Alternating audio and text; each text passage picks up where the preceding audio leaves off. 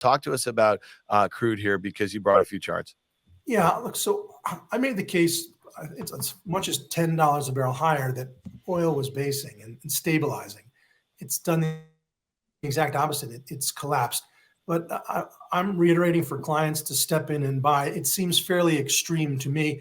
And it's a trade. It doesn't mean that oil has to make any long-term gains. But if you are in any given day buying, selling, or doing nothing, I'm a buyer. So let's put in some lines. What we have here is we know that oil is down 50% from its peak. Now that peak was extreme. That was the Ukraine invasion. We hit 140 a barrel. But down 50% is serious stuff. Let's look at the next iteration. And basically you have something of a triple bottom, so that it would be very important if crude goes lower here, and in turn, its ability to hold here and rebound also will be important. But maybe to put it in historical perspective, take a look at this. Now it's hard to read because oil went negative, strangely, from COVID. But if you will, we're always trying to figure out where we are in relation to where we've been. And basically the prevailing price for crude in 2018 and 19 was essentially where it is now. And then we plunged, and well, so this is, yeah.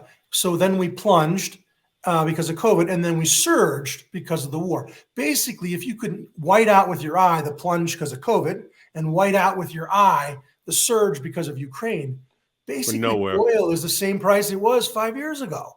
And so in that sense, kind of maybe where it belongs. Final chart. This is oil adjusted for inflation. And we've looked at this one time before, but oil is the same level it was in 1986.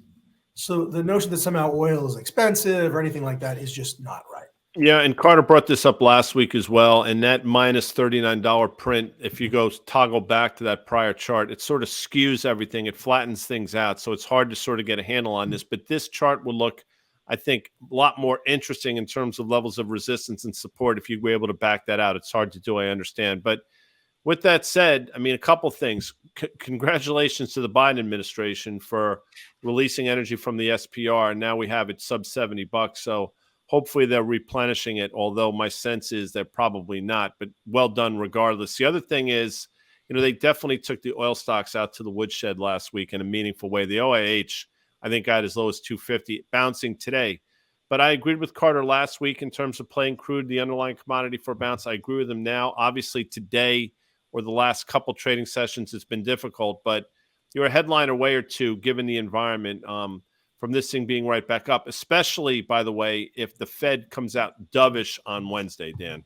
Yeah, and that makes sense. And you've been actually making that call that the Fed has an amazingly hard job right here in the face of this kind of banking crisis, because normally their playbook would be to kind of flood the zone with liquidity, which they have, with the discount window, and they have with some backstops, and they have with some other programs they're going to put in place here, but they actually haven't said the words, right, that they're pivoting, or for all intents and purposes, however people are going to kind of, translate what they say to a pivot.